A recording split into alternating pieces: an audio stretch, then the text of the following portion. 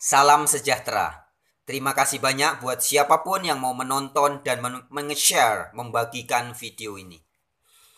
Saudara-saudariku, pada kesempatan ini saya ingin menjawab pertanyaan beberapa orang yang meminta saya untuk memaparkan dan menjelaskan tentang doktrin Trinitas. Langsung saja perlu saya tegaskan di awal bahwa saya tidak bisa menjelaskan kebenaran doktrin Trinitas. Yang bisa saya lakukan adalah menjelaskan kekeliruan dan kesalahan doktrin Trinitas. Doktrin Trinitas atau Tres Unitas ini bukan suatu istilah yang muncul dari ajaran Alkitab. Bukan juga ajaran Yesus Kristus, bukan ajaran para rasul, bukan pula ajaran para nabi. Jadi di seluruh Alkitab perjanjian lama maupun perjanjian baru, tidak ada satupun ayat yang mengajarkan atau mengabarkan tentang keberadaan Allah yang Trinitas. Tidak ada. Nah, istilah Trinitas sendiri berasal dari kata Tres Unitas, yang kemudian populer dengan The Doctrine of Trinity. Kalau di bahasa Indonesia kita juga menyebutnya doktrin Tritunggal. Nah, Trinitas ini awalnya dipopulerkan oleh seseorang yang bernama Tertullianus. Sekitar tahun 200-an Masehi. Tertullianus ini memberikan sebuah konsep tentang Allah yang tiga pribadi tetapi satu hakikat. Jadi ada tiga pribadi, Allah Bapa, Allah Yesus Kristus, dan Allah Roh Kudus. Yang ketiga pribadi ini satu hakikatnya, yaitu sama-sama Allah Maha Kuasa semua. Nah, ini populer dengan istilah Tres Personae Una Substantia. Tres Personae, tiga persona, tiga pribadi.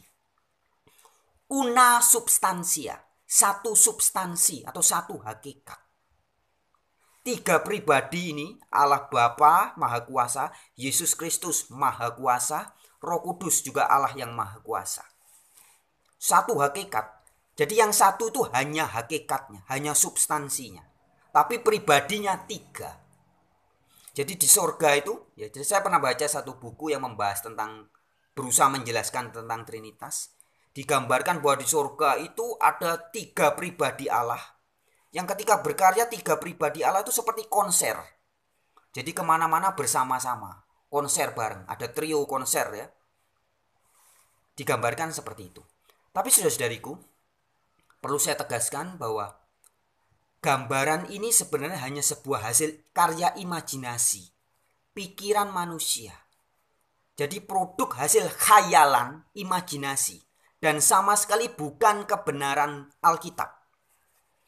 Kalau saya pribadi menyebutnya kebenaran Allah Trinitas yang adalah tiga pribadi Allah yang Maha Kuasa semua ini. Itu adalah saya ilustrasikan tidak ubahnya dengan kebenaran keberadaan adanya Superman, Spiderman, Batman, Doraemon, Power Rangers ya. Itu kalau zaman saya masih kecil dulu. Kalau zaman sekarang apa? Ada Captain America atau apalagi itu. Wonder Woman ya, dan sebagainya. Jadi memang ada. Superman, Batman, Power Rangers, Doraemon ini ada. Spiderman juga ada. Tapi adanya hanya di alam khayal. Hanya di dalam alam imajinasi. Yang ketika dituangkan hanya realitasnya sebatas menjadi buku cerita atau film atau komik. Tapi bukan kebenaran yang sejati. Bukan sebuah realitas yang sesungguhnya. Nah, Allah yang katanya Maha Kuasa ini Trinitas. Allah Bapa Maha Kuasa. Yesus Kristus juga Allah Maha Kuasa. Roh Kudus juga adalah Allah yang Maha Kuasa. Ini juga hanyalah hasil alam pikir seorang Tertullianus dan kawan-kawannya. Ya. Yang terpengaruh oleh filsafat-filsafat Helenisme. Helenisme itu Yunani, filsafat Yunani dan Romawi. Dengan konsep dewa-dewinya. Nah, sedangkan di dalam Alkitab sendiri, yang Yesus kabarkan tentang Allah atau tentang Theos atau tentang God, itu sama sekali bukan tres unitas, bukan tres personae una substantia, bukan. Tapi Allah itu esa atau Allah itu satu. Heis bahasa Yunaninya. Echad bahasa Ibraninya. Satu. Ayatnya ada banyak di dalam Alkitab yang mengatakan bahwa Allah itu satu. Jadi una. Nah, makanya pengikut-pengikutnya disebut sebagai kaum unitarian. Yahudi itu termasuk unitarian. Kristen-Kristen pengikut Yesus yang asli juga bisa kita sebut sebagai unitarian. Percaya kepada Allah yang una atau esa atau uno. Bahasa Inggrisnya one, one ya. Kita bacanya one.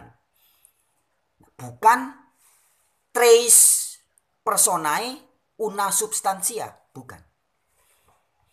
Nah, Allah yang dikabarkan oleh para rasul dan para nabi dan juga oleh Yesus Kristus ini, Yesus di dalam Markus 12 ayat 29 mengatakan, ketika Yesus ditanya oleh orang-orang ahli-ahli Taurat ya, apakah hukum yang terutama? Yesus mengutip syahadatnya bangsa Yahudi.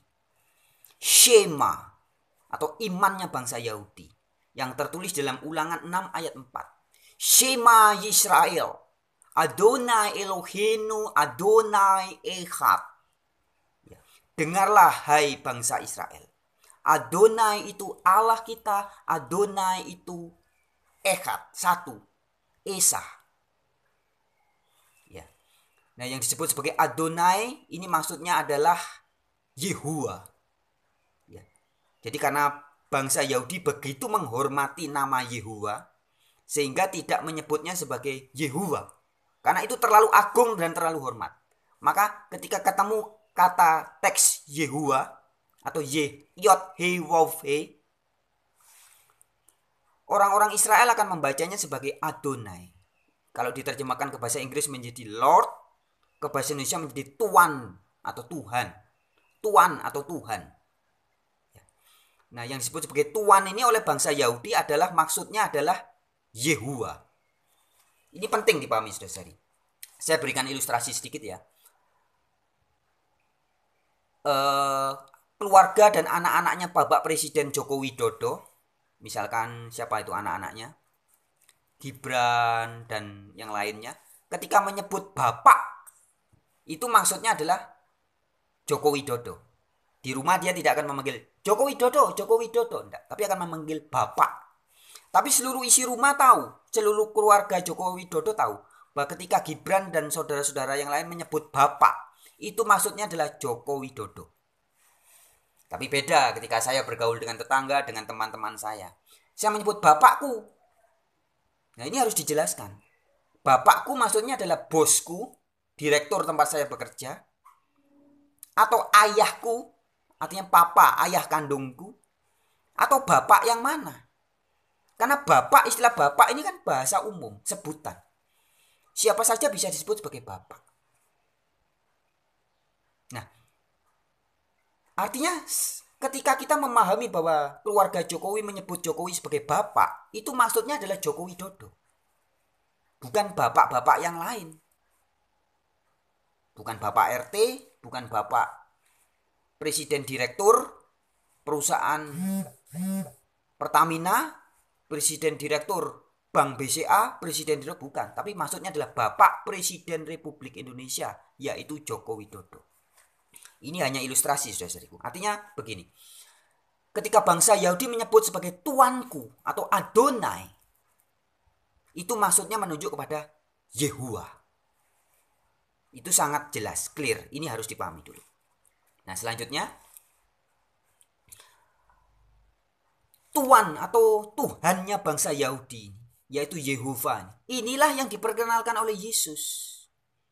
Yang di dalam Injil Yohanes 4 ayat 22, Yesus berkata, kamu menyembah apa yang tidak kamu kenal. Tapi kami menyembah apa yang kami kenal. Sebab keselamatan datang dari bangsa Yahudi. Jadi yang dimaksud disembah oleh bangsa Yahudi itu adalah Yehuwa. Ya, bukan Elohim yang lain. Bukan Kamos, Dagon, Asitoret, atau Allah Elohim yang lain. Allah-Allah yang lain, bukan. Nah kemudian saudari, di dalam Ulangan 6 ayat 4 itu kan dikatakan bahwa Yehova itu Allah kita, Yehova itu Esa, tunggal, satu. Demikian juga ketika para rasul murid-murid Yesus mengajarkan tentang Allah. Di dalam Galatia 3 ayat 20, Surat Roma 10 ayat 12, juga 1 Timotius 2 ayat 5. Semua mengatakan bahwa Allah itu satu. Tidak pernah dikatakan Allah itu tres personae una substantia, tres unitas, tiga pribadi, satu hakikat. Nggak pernah. Itu sebabnya di dalam 1 Korintus 8 ayat 6 Rasul Paulus juga tegas mengatakan. Ayat 5-nya Rasul Paulus mengatakan begini. Memang ada banyak yang bisa disebut Allah dan Tuhan, baik di sorga maupun di bumi. Tapi di ayat 6-nya Rasul Paulus menegaskan.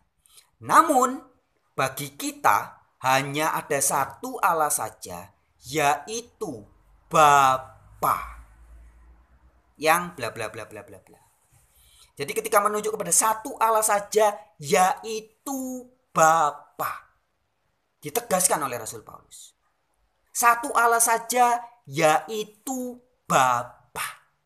Bukan satu Allah saja, yaitu Allah Bapa, Allah Yesus Kristus, Allah Roh Kudus. Bukan.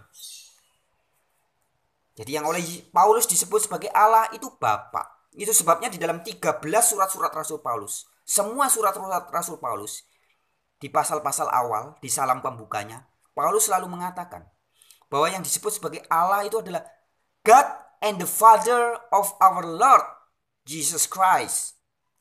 Allah dan Bapaknya Tuhan kita Yesus Kristus. Jadi yang oleh Paulus disebut sebagai Allah itu adalah Allahnya Yesus Kristus, yaitu yang disapa sebagai Bapa. Di dalam doa Bapa kami, Yesus juga mengajarkan murid-muridnya, kita semua untuk menyapa Allah itu sebagai Bapa kami yang ada di surga. Nah, Bapa inilah yang di dalam perjanjian lama dikenalkan namanya sebagai Yahweh. Ada banyak ayatnya. Dan saya berikan contoh 2 ayatnya ya. Di Yesaya 63 ayat 16. Yesaya pasal yang ke-63 ayat 16. Ada tertulis. Bukankah engkau Bapa kami? Sungguh, Abraham tidak tahu apa-apa tentang kami dan Israel tidak mengenal kami. Ya Yehuwa, engkau sendiri Bapa kami. Jadi Yahweh atau Yehuwa disebut sebagai Bapa kami. Yesaya 64 ayat 8. Tetapi sekarang, ya Yehuwa, engkaulah Bapa kami. Jadi jelas, yang disebut sebagai Bapa itu adalah Yehuwa. Yang oleh Yesus di dalam Yohanes 20 ayat 17 dikatakan, Bapakku dan Bapamu, Allahku dan Allahmu. Jadi Yehuwa adalah Allahnya Yesus. Ini sangat clear, very clear, sangat jelas, las. Nah, bagaimana dengan doktrin Trinitas? Sebenarnya apa yang disebut sebagai doktrin Trinitas sampai hari ini, itu merupakan doktrin yang istilahnya sama sekali tidak ada di Alkitab. Bahkan dalam konsili yang pertama, konsili Nikea tahun 325, tentang Allah Trinitas ini sama sekali belum dibahas. Ya, jadi munculnya doktrin Trinitas ini tidak sekaligus, saudara-saudariku, tapi bertahap. Di konsili Nikea tahun 325, itu konsili itu membahas tentang apakah Yesus Kristus itu sehakikat dengan Allah Bapa atau tidak. Apakah Allah Bapa Maha Kuasa, Yesus Kristus juga Allah Maha Kuasa atau tidak. Itu yang dibahas. Konsili pertama, konsili Nikea tahun 325. Jadi ini belum membentuk doktrin Trinitas. Ya. Kemudian pada tahun 381 diadakan konsili lagi. Dan konsili 381 itulah yang mengangkat Roh Kudus juga sebagai Allah. Nah, ini mulai muncul konsep trinitasnya. Jadi Allah itu bukan cuma Bapa, tapi juga ada Allah Yesus Kristus dan Allah Roh Kudus. Selanjutnya di tahun 451 Masehi, Konsili Kalsedon atau Konsili Kalkedon. Ya, inilah konsili yang menciptakan perpecahan, pertikaian begitu panas. Sehingga pecah Romawi Timur, Romawi Barat, semakin pecah dogmanya. Gereja Katolik ada yang ortodoks, ada ortodoks Syria dan segala macam. Nah, tetapi munculnya doktrin Trinitas ini sendiri bukan sesuatu yang tanpa berdarah-darah. Ya, pada tahun 325 itu, ketika konsili masih mempermasalahkan apakah Yesus ini sehakikat dengan Allah Bapa. Nah, ini pada saat itu di dunia ada sekitar 1.800 uskup. Jadi di seluruh dunia. Di wilayah Romawi bagian timur ada 1.000 uskup. Di wilayah bagian barat ada 800 uskup. Uskup itu adalah jabatan tinggi ya di dalam gereja Roma Katolik. Jadi kepala gereja adalah paus dan di bawahnya itu ada uskup banyak. Kemudian pastor di bawahnya uskup-uskup itu baru ada pastor-pastor yang lebih banyak lagi. Nah, uskup ini adalah posisi kedua setelah paus. Ini orang-orang pinter, orang-orang cerdas. Ada 1.800 orang pada saat itu. Nah, ketika konsili Nikia dilaksanakan, itu yang hadir cuma sekitar 300 uskup dari seluruh dunia. Jadi dari 1.800 uskup, yang hadir cuma sekitar 300-an. Nah, dari 300 ini juga pecah menjadi 3 kelompok. Jadi bayangkan ya, 1.800 nggak sampai seperempatnya yang datang, cuma 300 orang. Ada yang mencatat 250, ada yang mencatat 318, ada yang bilang 270. Jadi kira-kira sekitar 300-an ya. Jumlah pastinya saya tidak tahu. Nah, dari jumlah 300-an uskup ini yang hadir, itu terpecah lagi menjadi 3 kelompok. Kelompok yang pertama mengatakan bahwa Yesus itu satu substansi dengan Allah. Nah, ini mengikuti ajarannya Tertullianus. Ya. Jadi Yesus memiliki substansi yang sama dengan Allah Bapa, yaitu sama-sama Allah Maha Kuasa. Nah, kemudian kelompok yang kedua yang terkenal dengan tokohnya Arius ya. Ini mengatakan bahwa Yesus itu tidak sehakikat dengan Allah Bapa. Yesus itu ciptaan Allah. Yesus pasti bukan Allah yang Maha Kuasa. Yesus memang tokoh yang sangat mulia, tapi bukan Allah. Ini Arius dan kawan-kawan. Kemudian yang ketiga, ini adalah kelompok yang ingin kompromi. Jadi dia mengatakan, iya Yesus itu memang mirip dengan Allah Bapa, tapi tidak sehakikat. Tapi mirip lah. Jadi dia ingin mendamaikan antara kelompok Athanasius dengan kelompok Arius. Nah, kemudian terjadilah perdebatan yang sengit mulai tanggal 20 Mei tahun 325 itu. Berdebat dalam konsili itu. Dan sampai karena perdebatan yang sengit, maka Konstantin, Kaisar Konstantin pada saat itu, menganggap ini berbahaya. Berbahaya bagi kerajaannya, bisa terjadi perpecahan. Nah, maka Konstantin turun tangan dan mengambil sebuah sikap politis pada tanggal 14 Juni 325. Dia datang dengan tentaranya, tentara Romawi ya. Kemudian dia menangkap Arius. Dan kemudian kedua teman-temannya Arius juga Theonas dan Secundus ya. Juga para uskup dari Libya. Ya, jadi uskup-uskup semua nih. Arius itu uskup. Theonas juga uskup, Secundus dan para uskup lainnya dari Libya yang percaya dengan pemahaman yang sama dengan Arius. Itu mereka diasingkan. Dan kemudian tulisan-tulisannya Arius kabarnya dibakar. Ya. Nah, kemudian pada tanggal 19 Juni 325 dimunculkan suatu hasil kesimpulan. Kesimpulannya adalah Yesus adalah setara dengan Bapa. Bapa Allah Maha Kuasa, Yesus juga Allah Maha Kuasa. Nah, jadi ini masih duinitas ceritanya. Belum trinitas, masih duinitas. Dan pada saat itu juga dimunculkan sebuah anatemasit atau kutukan bahwa ajaran Arius sesat. Seperti itu. Dan kemudian terus terjadi perdebatan sengit ya, karena ini uskup antar uskup-uskup dunia, mereka berdebat. Singkat ceritanya, pada tahun 336, karena perdebatan itu terus menerus ya. Akhirnya tahun 336 setelah sebelumnya tahun 328 ya. Jadi tahun 325 siapa namanya? Arius dan kawan-kawannya diasingkan, dibuang. Tapi kemudian tahun 328, jadi sekitar cuma 3 tahun, 325 ke 328, cuma sekitar 3 tahun. Akhirnya dipulangkan lagi. Ya karena pendukungnya Arius dan kawan-kawannya ini banyak. Jadi yang percaya bahwa Yesus itu bukan Allah yang Maha Kuasa itu banyak. Nah, akhirnya mereka dipulangkan. Nah, tahun 336 kemudian di kota Konstantinopel diadakan pertemuan uskup se-Romawi bagian timur yang memutuskan bahwa ajaran yang benar adalah ajarannya Arius. Bukan ajaran Arius ya, ajaran Alkitab yang dipahami oleh Arius. Ajaran yang benar adalah ajaran yang dipahami oleh Arius dan dianggap sebagai ortodoks, artinya asli dan benar.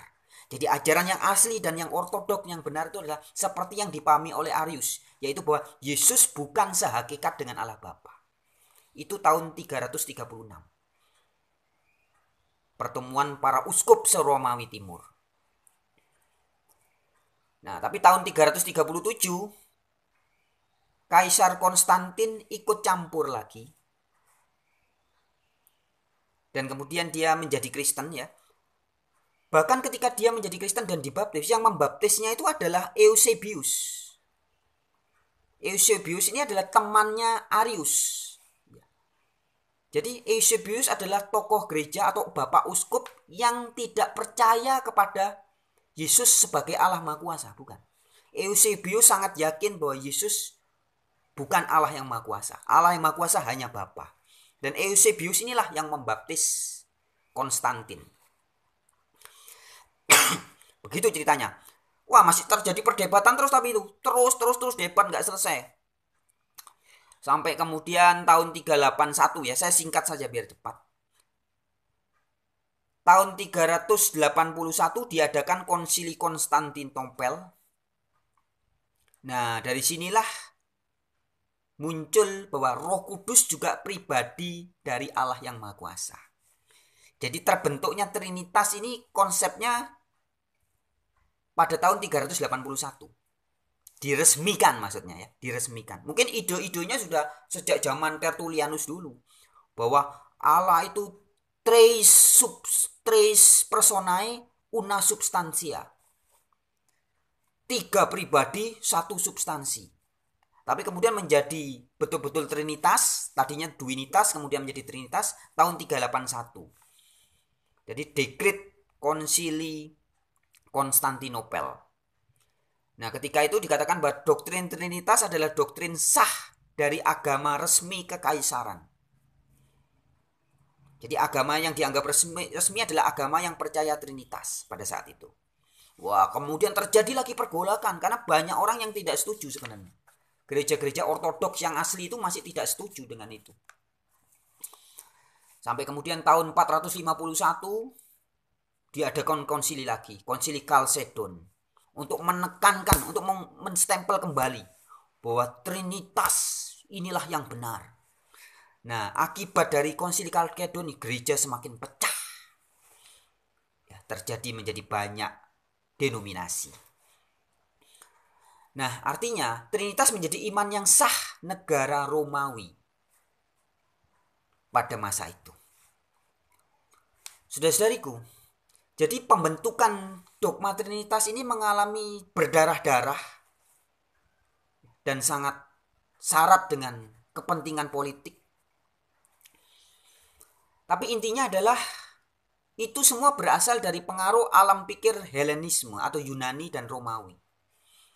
Sehingga konsep yang diajarkan di dalam Alkitab bahwa Allah itu Esa, kemudian berubah, dimodifikasi menjadi Esa tapi 3 pribadi. Iya Esa kok hakikatnya, tapi una substansia, substansinya Esa, tapi pribadinya 3, yaitu Allah yang Maha Kuasa semua ini. Bapa itu Allah Maha Kuasa, Yesus Kristus Allah Maha Kuasa, Roh Kudus juga Allah yang Maha Kuasa. Seperti itu jadi saudara-saudaraku. Nah, tapi kembali kalau kita mau bicara tentang kebenaran Alkitab ya harus Alkitabiah dong. Di dalam 1 Korintus 4 ayat 6 ada dikatakan, jangan melampaui yang ada tertulis. Nah, ketika saya misalkan mengatakan Allah yang benar itu adalah tres unitas, maka ini adalah perkataan yang melampaui yang ada tertulis. Tertulis di Alkitab adalah Allah itu Esa, Allah itu satu. Maka kalau saya mengatakan bahwa Allah itu satu tapi 3 pribadi, maka ya pernyataan saya ini jelas-jelas melanggar 1 Korintus 4 ayat 6. Sudah melampaui yang ada tertulis. Dan orang yang berani nekat mengajarkan ajaran yang melampaui yang ada tertulis di Alkitab, di dalam Amsal 30 ayat 6 kita diingatkan, jangan menambahi firman-Nya, supaya engkau tidak ditegurnya dan dianggap pendusta. Amsal 30 ayat 6. Saya ulangi lagi, jangan menambahi firman-Nya, supaya engkau tidak ditegurnya dan dianggap pendusta. Jadi jika di dalam video ini ada teman-teman, saudara-saudari, orang-orang yang mengaku sebagai pengajar Alkitab, mengaku sebagai guru-guru Kristen, ikut mendengar video ini, saudara-saudari, saya himbau, bertobatlah jika saudara masih mengajarkan Trinitas. Karena Trinitas bukan ajaran Alkitab. Kalau saudara masih terus nekat mengajarkan bahwa Allah itu adalah tres personae, una substantia, 3 pribadi, 1 substansi, maka Amsal 30 ayat 6 akan berlaku kepada saudara. Allah berkata, jangan menambahi firman-Nya supaya engkau tidak ditegurnya dan dianggap pendusta. Jadi kalau tidak mau ditegur dan tidak mau dianggap sebagai pendusta, bertobat saudara-saudariku. Stop mengajarkan Trinitas. Jadi Trinitas itu adalah bagian dari sejarah kelam gereja. Dogma yang pernah dipercayai oleh banyak gereja. Ya, kita harus akui. Tapi tempatkanlah Trinitas pada folder yang benar. Jadi kalau di komputer itu kan ada folder ya. Ada data-data kita. Nah, tempatkan Trinitas di dalam folder yang pas. Folder yang apa? Ya karena Trinitas bukan ajaran Alkitab. Ketika kita berbicara kebenaran Alkitab, sudah jangan bawa-bawa Trinitas lagi. Tempatkan, kalau saya sudah menempatkan Trinitas, saya masukkan di folder sampah ya. Jadi tidak saya hilangkan, enggak, karena kita tidak bisa menolak. Trinitas memang bagian dari sejarah gereja purba masa lalu. Gereja-gereja Kristen yang tidak asli itu memang mengajarkan Trinitas. Dan itu sejarah tidak bisa dilupakan. Tapi kita harus tempatkan pada folder yang pas. Tempatkan pada folder sampah. Ini adalah sampah peradaban, bukan kebenaran Alkitab. Ya, ingat 1 Korintus 4 ayat 6. Jangan melampaui yang ada tertulis. Kalau kita mau bicara kebenaran Alkitab, saudara-saudariku, apa yang ada tertulis di Alkitab? Alkitab mengatakan bahwa Allah itu satu, sampaikanlah. Allah itu Esa, sampaikanlah. Yesus adalah utusan Allah. Ya, saya tambahin lagi beberapa ayat ya. Yesus sendiri mengatakan bahwa Yesus adalah utusan Allah. Yohanes 5 ayat 23. Bapa mengutus dia. Jadi Allah Bapa mengutus Yesus. Yohanes 5 ayat 24. Dia mengutus aku, kata Yesus. Yohanes 5 ayat 30. Aku tidak menuruti kehendakku sendiri, melainkan kehendak Dia yang mengutus aku. Yohanes 5 ayat 36. Bapa mengutus aku. Yohanes 5 ayat 37. Bapa mengutus aku. Yohanes 5 ayat 38. Dia yang diutusnya. Ya, maksudnya Yesus yang diutusnya. Yohanes 6 ayat 29. Hendaklah kamu percaya kepada Dia yang diutus Allah. Ya, kepada Dia, kepada Yesus yang diutus Allah. Yohanes 6 ayat 38. Ini perkataan Yesus sendiri. Aku telah turun dari surga, bukan untuk melakukan kehendakku, tetapi untuk melakukan kehendak Dia yang telah mengutus aku. Yohanes 6 ayat 44. Bapa mengutus aku. Yohanes 6 ayat 53. Bapa yang hidup mengutus aku. Yohanes 7 ayat 16. Ajaranku tidak dari diriku sendiri. Perhatikan saudara-saudari ya ayat ini. Yohanes 7 ayat 16. Yesus sendiri yang ngomong. Ajaranku tidak dari diriku sendiri, tetapi dari Dia yang mengutus aku. Yohanes 7 ayat 28. Aku datang bukan atas kehendakku sendiri, tetapi aku diutus oleh Dia yang benar, yang tidak kamu kenal. Yohanes 7 ayat 29. Aku kenal Dia, sebab aku datang dari Dia dan Dialah yang mengutus aku. Yohanes 7 ayat 33. Aku akan pergi kepada Dia yang mengutus aku. Yohanes 17 ayat 3. Inilah hidup yang kekal itu, yaitu bahwa mereka mengenal Engkau satu-satunya Allah yang benar, dan mengenal Yesus Kristus yang telah Engkau utus. Dan masih banyak ayat yang lainnya, saudari. Bahwa Yesus Kristus menyebut bahwa Dia adalah utusan dari Allah yang benar. Dan Allah yang benar itulah yang oleh Yesus disebut sebagai Bapakku dan Bapakmu, Allahku dan Allahmu. Ya, di beberapa video-video yang lain sudah sering saya sampaikan. Saudara-saudariku yang mungkin baru pertama menonton video ini bisa buka juga video-video saya yang lain, banyak membongkar beberapa ayat-ayat yang sering dipakai oleh pengajar-pengajar Trinitas untuk mencari pembenaran, seolah-olah ayat Alkitab mengajarkan Trinitas. Seperti di Yohanes 10 ayat 30 misalkan, Yesus berkata, aku dan Bapa adalah satu. Loh, ini berarti Yesus ya Bapa itu, Bapa ya Yesus itu. Nah, itu saya bahas di dalam video yang lain, silakan dilihat. Kemudian juga ayat di dalam Injil Yohanes 14 ayat 9, Yesus berkata, barang siapa melihat aku, ia melihat Bapa. Loh, berarti Yesus ya Bapa itu sendiri. Itu juga saya bahas. Ya, kemudian seperti surat-surat Rasul Paulus juga, ketika Paulus mengatakan Yesus memiliki kepenuhan Allah, ya, saya juga jelaskan di situ.